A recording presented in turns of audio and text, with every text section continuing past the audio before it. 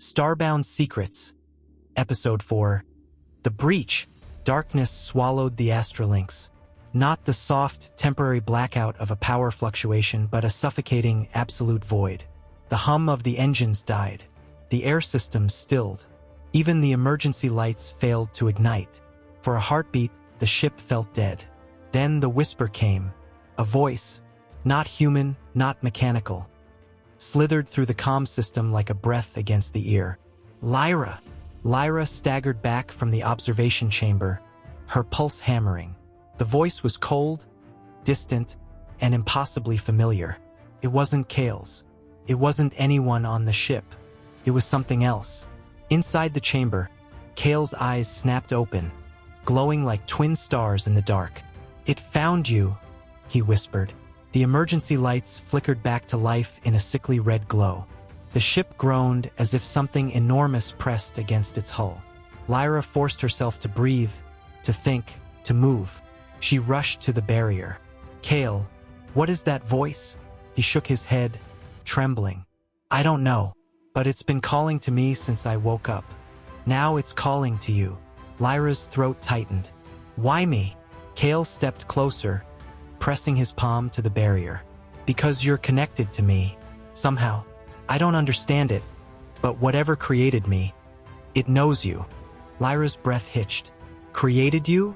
Kael's voice cracked. "I don't think I was born, Lyra. I think I was made." The lights flickered again. The hum deepened, and somewhere deep in the ship, metal screamed. The comm system crackled violently. "Bridge to all decks, brace for impact." Lyra grabbed the railing as the ship lurched sideways. Sparks rained from the ceiling. A console exploded in the hallway, sending a shockwave of heat down the corridor. Kael slammed against the barrier, wincing. "It's trying to get in." Lyra's heart pounded. "What is?" Kael's voice dropped to a whisper. "The thing that made me. The thing that lost me." The ship shuddered again, harder, as if something massive scraped along its hull. Lyra forced herself to run. The bridge was chaos when she arrived. Panels flickered. Crew members shouted over one another.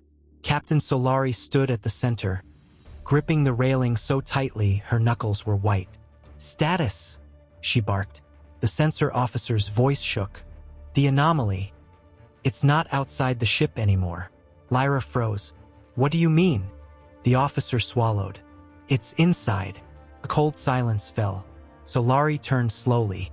"Inside where?" The officer pointed at the star map. "Inside the hull. It phased through our shields." Lyra felt her stomach drop. "That's impossible." "No," the officer whispered. "It's happening." The ship groaned again. A deep, resonant sound that vibrated through the floor. Solari snapped to Lyra. "You're patient. Is he doing this?" Lyra shook her head. "No, he's terrified. He's not controlling anything." Solari's eyes hardened. "Then he's the lure." Lyra stepped forward. "Captain, if you hurt him..." Solari cut her off. "If he's the reason something is crawling through my ship, I will do whatever it takes to stop it."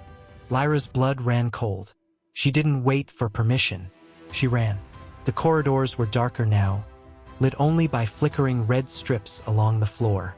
The hum grew louder with every step, a deep, pulsing vibration that felt like a heartbeat echoing through metal. When she reached the observation chamber, she froze. The containment field was flickering. Kael stood in the center, trembling violently, his hands pressed to his temples. "Lyra," he gasped. "It's here. It's inside the walls." Lyra pressed her hands to the barrier. "Kael, look at me. Stay with me." He lifted his head, eyes glowing brighter than ever. "I can feel it moving. It's searching. It's hungry." The lights flickered. The hum deepened. And then a sound. A scraping. A dragging. Like claws against metal. Lyra's breath caught. "Kael, what is that?" He stared past her, toward the corridor behind her. "It's coming." Lyra turned slowly.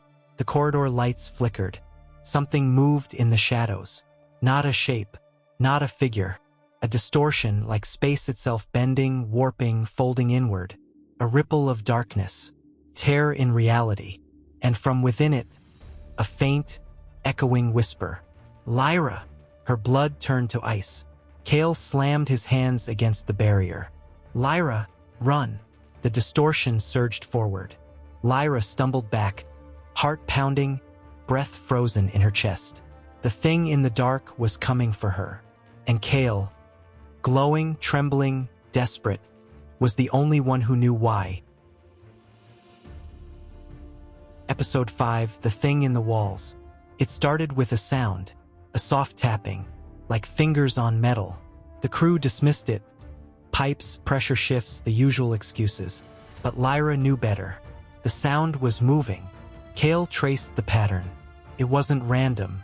It was a rhythm, a message, and it was coming from inside the walls. They opened a panel, found nothing, then another, still nothing.